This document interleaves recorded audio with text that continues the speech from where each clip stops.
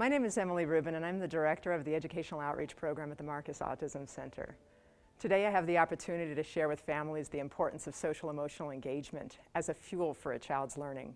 We often talk about how children need to learn social skills, but the truth is that children really need to have the interest, the passion, and the motivation to socially connect with people before they can even acquire those skills and use them in everyday situations. I hope that with this video that we can see it's more than just teaching children skills, but it's about fueling them, getting them fired up to be in love with the social world, to actively engage and to initiate as much as possible with their caregivers, with their teachers, and with peers throughout the day. A baby's brain is not socially competent at birth. In fact, it has a lot of growing up and maturing to do from its birth to adolescent and into adulthood.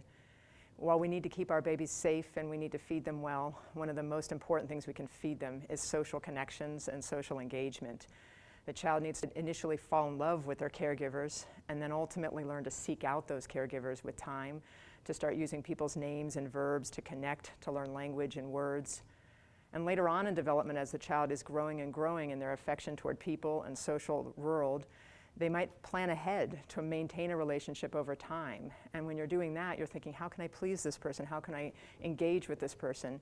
And that's when you start to learn the skills of socialization. You learn how to fit in, how to be cool, how to make friendships and maintain those friendships over time. The first step toward a socially competent brain is actually for that child to fall in love with the social world. The child's not just looking toward people, but actually really connecting and forming an attachment. And that attachment is not just a psychological thing, but something that fuels the child's social brain to grow and to learn and to mature. Not all children have the same advantages as their brains are growing and maturing. Some children have what I call a genetic advantage plan. When they look toward their caregivers in the first couple of months of life, they actually are fueled in their brain to find that really stimulating and engaging. There's something that happens in the brain. Their genetic wiring actually sends a whole load of endorphins to the social region of the brain, and that fuels them and makes them really excited. You don't have to be a doctor to know what an opioid or a dopamine might feel like, but if you put a little opioid and dopamine in the social regions of your brain, it's going to make you feel pretty good. And if that's not enough, there's something called a hormone called oxytocin. And the oxytocin is given to you by your caregivers. It actually transfers between all of us in the environment. But caregivers and their children are really exchanging a lot of oxytocin, and it's a feel-good hormone. And that's just going to get you fired up and want you to and help you fall in love with the social world. But not all children have that genetic advantage. Some of our children are wired a little bit differently. They don't get as much of that feel-good feeling in their brain when they're engaging with the world. So we have to work a little bit extra hard to get this first hurdle and most important hurdle of social development in line. And that is we have to help our children fall in love with us. We have to connect with them. They have to engage with us. We have to make sure that it's a pleasurable, positive social connection. Children with or without those genetic advantages can do that. We just need to focus on that as the initial hurdle, getting that child to fall in love with the social world. Once a baby's brain develops an interest in people and starts to connect with people more and more, the child will start seeking you out, start communicating at a higher rate of interaction. And that high rate of interaction is what's really predictive of learning words and language acquisition. But interesting, it's more than just words that children learn. They learn people's names and verbs. Because when children learn your name and the verbs that you have to share, mommy tickle, daddy hug, the child's learning about how to seek out people more with their language. And those are the connections that really fuel language development. While it is tempting to teach children with social and language differences a lot of nouns, those nouns are just one part of language development. The more we focus on people's names and verbs, the better. In this example, you see a little boy who's probably turning to his peer and saying, "Max do," and that language is going to help connect him with other people in the environment and help fuel his interest in building more and more relationships.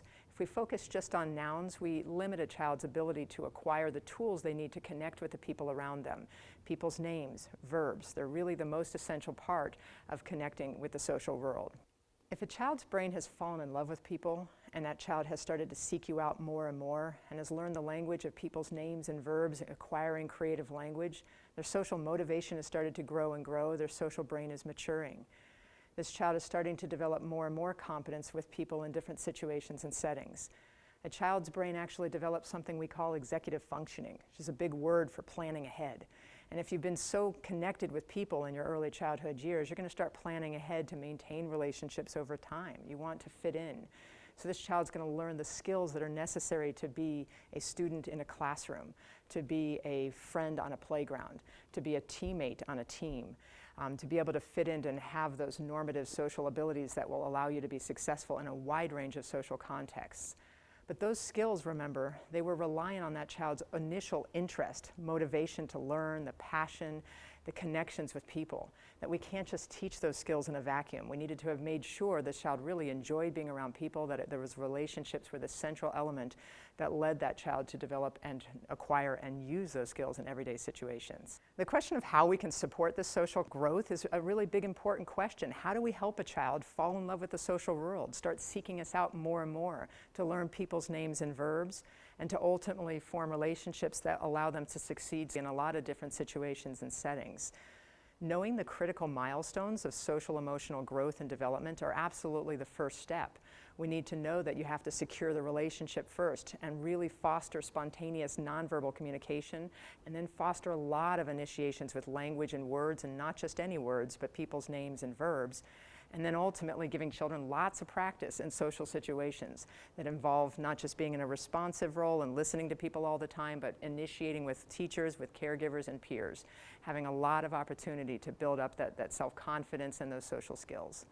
The other part of the answer of knowing how to help a child learn how to interact socially and with the environment is knowing how do we engage them? How do we foster those connections? That's one of the most challenging parts. What if the child's more reticent, doesn't like to be a part of the social world? How do we draw them in? What if the child has language differences and doesn't understand what we're talking about? What if the child has difficulty expressing themselves and tends to communicate mostly through their gestures and body language? How do we help them connect with the social world? There's a wonderful framework out there that's called a Universal Design for Learning framework, and it's meant to help all children, not just children with specific learning differences. And what it's based on the premise is if you want a child to learn, you've got to connect with them socially. You have to get them hooked on the interaction and the relationship in order to help them be successful as they grow and mature. And the good part about the Universal Design framework is that it's just a very simple formula. And that step one of that formula is, as you see here, on fostering engagement. That's one of the most important parts of this, is that we have to figure out how to entice that children with activities that are meaningful to them, motivating, that kind of hook them at a sensory level or at least on an intellectual level, and get them engaged in the learning process.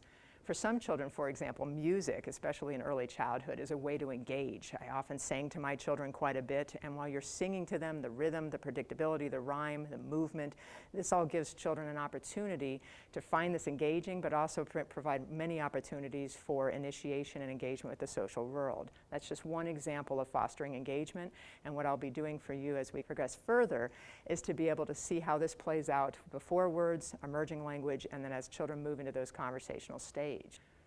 Another part of the universal design, the second part, is that we need to provide information in multiple ways. When we're talking to our children, some of our children don't hear our words as well as others.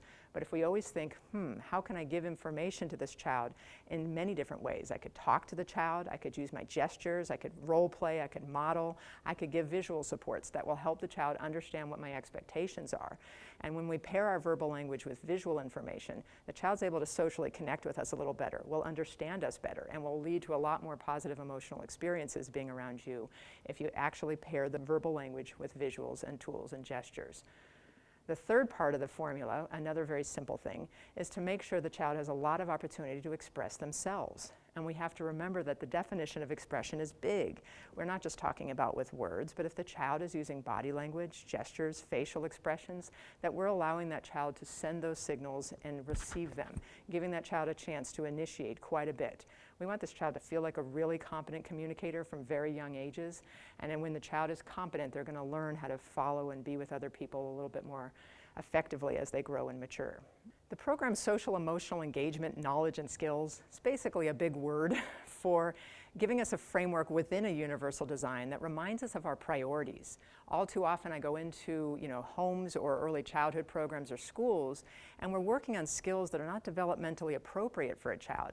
We might be trying to teach them how to fit in, how to follow the norms, if you will, when I could tell the child actually isn't quite in love with the people around them, isn't even quite interested in them. So the first step of this process is to make sure if this child's not even talking yet, is before words, we need to foster their spontaneous nonverbal communication communication.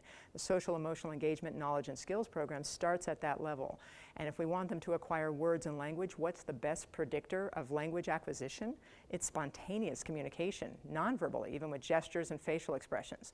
So that's going to be our big first push, is making sure we're responding to this child's nonverbal cues, getting them to fall in love with us, and initiating at a really, really high rate of communication. Once we can get that, the social emotional engagement knowledge and skills program reminds us that once we hit the emerging language stage, we know that we're going to have to try to get them up to the conversational stage. How do we do that? Do we do that by teaching them a bunch of nouns? I see this all the time. Do you find yourself modeling nouns for your child? I see the ball, I see the truck, I see the airplane flying over. Nouns are good, they're important skills, but if we want that child to become conversational, they have to learn people's names and verbs. People's names and verbs, put them into a little sentence, and you have the basis for what's called creative language. The child will be able to become more conversational if they have those skills. Once a child moves into the conversational stage, at this point they have acquired some social motivation, they're very interested, they've been initiating a lot, they learn how to make up their own sentences and so forth. They want to engage with the social world. But these are children who definitely need practice. They need to practice so they can learn the social norms or what's expected in different situations and settings and build up their self-confidence. At this stage, one of the biggest challenges or hurdles our children have to go to towards social emotional competence is their self-confidence, their sense of themselves. If they don't feel good about themselves as a communicator, they start to retreat and they start to become more reticent, and they don't initiate a lot in the classrooms or in different situations. And without initiation, you don't get practice. And practice in this situation does make perfect. You need to practice yourself to become a socially competent communicator over time.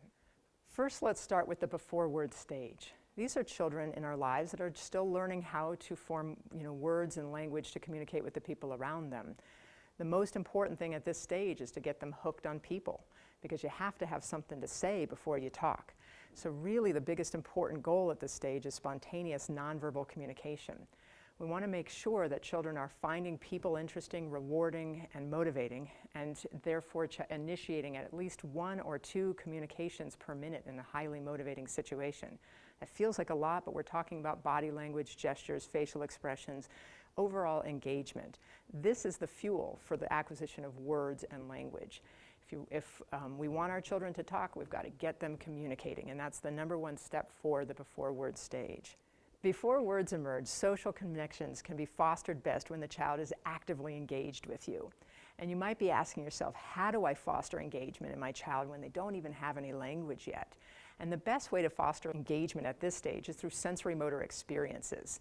Children love to move, they love to feel things, touch things, they like to see cause and effect play happen in front of them. Those are the kind of activities that are going to be more likely to foster engagement, and this is going to be where they connect with you and learn about spontaneous nonverbal communication.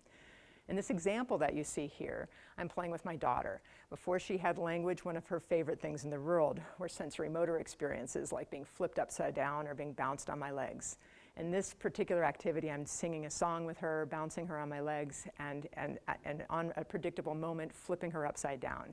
That music, that movement gave her opportunities to connect with me socially, gave her opportunities to look up toward me, to vocalize, to gesture, or just simply use her body language to indicate that she wanted me to continue that activity a little bit more. I will warn you that not all children actually like this much sensory motor stimulation. And so we need to get to know your individual child. We need to figure out what they like to feel, what they like to touch, what they like to hear, all the different preferences that they have. And we need to be the deliverer of those things for them. And those things might come in the form of a wind-up toy or blowing balloons with your child or bubbles, but I can tell you that probably the best thing to shoot for at this particular stage is for you to become your child's favorite toy. That you become that source of sensory stimulation and excitement. One example might be, say, take the child's hands and sing the song Row, Row, Row Your Boat. You're facing face to face with them, and you're going like this, and you're singing Row, Row, Row Your Boat, and of course pausing right before key phrases like merrily, merrily, merrily, it's, life is but a dream. Giving that child an opportunity to look towards you, to smile, and just move their body as a way to indicate that they want to continue.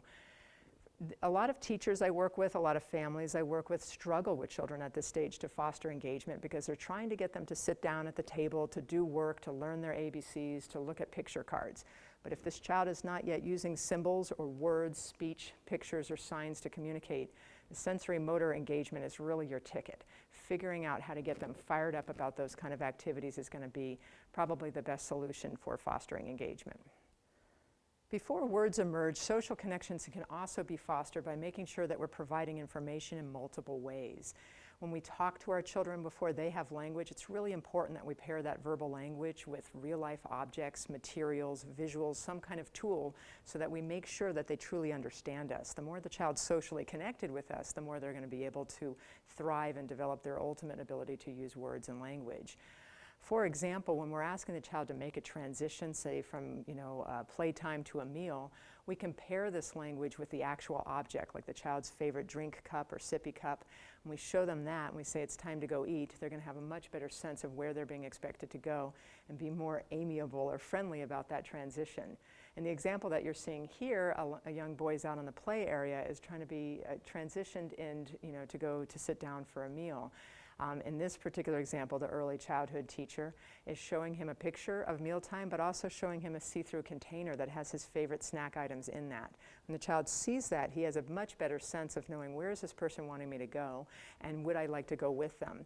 Again, it's not just about following directions or comprehending. It's about connecting with that person. This person would like him to come along, and if you bring with you a little bit more than verbal language, you're going to be a lot more successful. My recommendation for you as a caregiver of a child that doesn't have a lot of language yet is use those concrete objects more than you think you need to, showing them an object to represent that upcoming transition. Before words emerge, a child's expression can be encouraged in multiple ways. In this example that you see here in the image, you see a child being offered choices of see-through containers.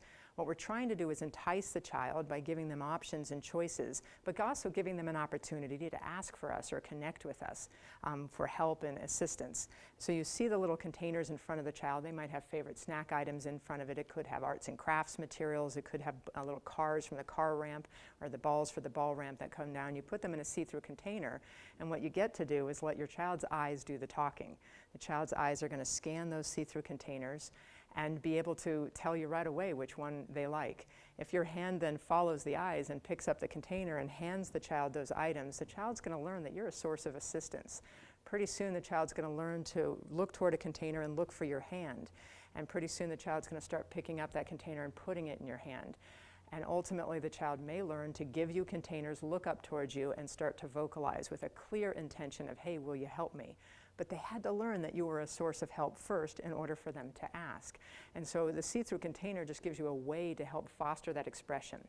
This can't really be used alone. You got to think about the other two elements that I've mentioned before, which is fostering engagement, things that are cause and effect play, things that are stimulating, really interesting, and obviously pairing your verbal language with things that are more hands-on in real life. Well, thank you for participating in this session. One of the things I hope that you've achieved is that you've learned a lot about the social brain. You've learned that there are certain predictors of success, from falling in love with the social world to initiating quite frequently, and to develop the self-confidence and persistence and patience to try out social norms in different situations and settings. I wanted to give you some of the references that you could learn more about these particular developmental milestones and frameworks. You'll see some information here about the Universal Design for Learning framework. You'll also see several references related to social emotional development if you're interested in learning more. And finally, to learn more about the Educational Outreach Program at the Marcus Autism Center, you have my contact information here.